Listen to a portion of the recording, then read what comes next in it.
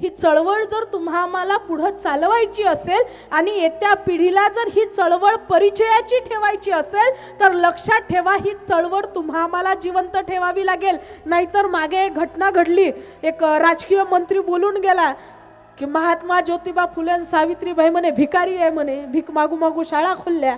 पण दुर्दैवाची गोष्ट मात्र हे की बोलणारा बोलून गेला, पण समता दलाच्या व्यतिरिक्त इतर कुठलीच चळवळ त्यावर जिवंत असल्याची जाणीव करून देऊ शकली नाही. ही खरं तर शोकांतिका आहे. हे खरं तर या विरोधात व्यवस्थेमध्ये काय होतंय त्या विरोधात तुम्ही आम्ही बोललं पाहिजे. शायर हूं मैं, फर्ज है मेरा आईना दिखाना.